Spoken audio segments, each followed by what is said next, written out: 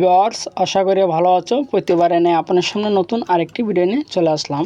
আজ আলোচনা করব যে আপনারা এসএসসি পরীক্ষা 2024 যারা দিচ্ছেন, আপনাদের যে গ্রুপিং যেগুলো সাবজেক্ট আছে, তো প্রত্যেকটা বিভাগে সায়েন্স আর্টস কমার্স প্রত্যেকটা বিভাগে যে গ্রুপিং যে সাবজেক্ট আছে সেই সাবজেক্ট নিয়ে কিন্তু বিশাল সুসংবাদ জানালো। আজকে এই নিয়ে আলোচনা করব। তার আগে বলে নিই, আপনি যদি এই চ্যানেল নতুন হয়ে থাকেন তো আপনার সাথে রিকোয়েস্ট থাকবে যে এই ধরনের নিত্য নতুন ভিডিও সবার আগে পাওয়ার জন্য অবশ্যই চ্যানেলটি সাবস্ক্রাইব করে পাশে থাকবেন, কারণ আপনার লাইক এবং সাবস্ক্রাইবের কারণে আমাদের নতুন আরেকটি ভিডিও অনুপ্রেরণা যোগায়।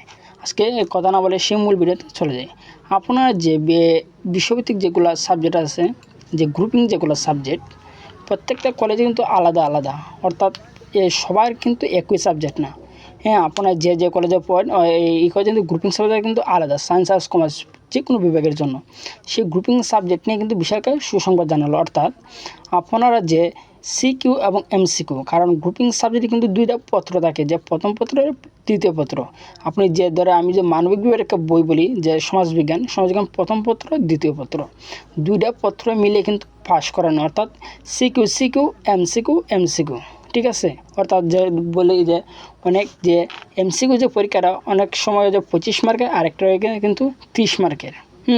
অনেক ক্ষেত্র বিশেষে কিন্তু সাবজেক্টের ক্ষেত্র বিশেষে, যে অনেক সাবজেক্টে এমসিকিউ থাকে 30টা, অনেক থাকে 25টা। তা আমি যদি বলি যে মনে করেন যে সমাজবিজ্ঞান বইয়ের যে প্রথম পত্র সেটা 30টা এমসিকিউ, এবং আপনার যে এই সমাজবিজ্ঞান দ্বিতীয় পত্র সেটা 30টা এমসিকিউ, দুইটা মিলে কিন্তু 60টা এমসিকিউ, দুইটা মিলে কিন্তু আপনারা পাস দেওয়া হবে। অর্থাৎ সমাজবিজ্ঞান দুইটা পত্রে যদি অর্থাৎ 30টা এমসিকিউ 60টার মধ্যে কিন্তু 20 পারে কিন্তু পাস। তার মধ্যে যে আপনার যে সুসংবাদ যা প্রতি বছর কিন্তু এই ধরনের নিয়ম থাকে যে আপনি যদি প্রথম পত্রে 12 পান এবং দ্বিতীয় পত্রে যদি 8 পান, দরা মিলে কিন্তু হয়েছে 20, তাহলে কিন্তু আপনি পাস। ঠিক আছে, কিন্তু প্রতি বছরই কিন্তু এই সিস্টেম কিন্তু থাকে, এবারে কিন্তু সেই সিস্টেমটা কিন্তু থাকছে। ঠিক আছে, তবে আরেকটা সুসংবাদ সেটা হচ্ছে যে এবার কিন্তু আপনাদের যে এসএসসি পরীক্ষাটা দিচ্ছেন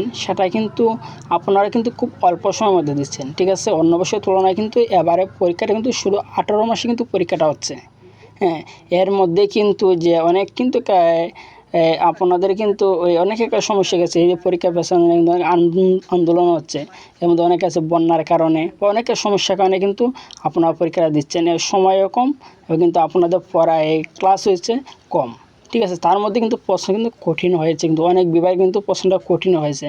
শিক্ষা বোর্ড কিন্তু সুখবর জানিয়েছে যে তারা প্রত্যেক শিক্ষকদেরকে বলছে যে যাতে পেপারটা একটু ভালোভাবে তারা দেখে। আজকে এই ছিল আলোচনা যে গ্রুপিং সাবজেক্টে কীভাবে যে নাম্বারটা দেওয়া হয় এবং কী সুসংবাদ। যদি ভিডিওটি ভালো লাগে অবশ্যই লাগবেন, তারপর যদি না বুঝে থাকেন জানাবেন, যে আমি উত্তর দেওয়ার চেষ্টা করব।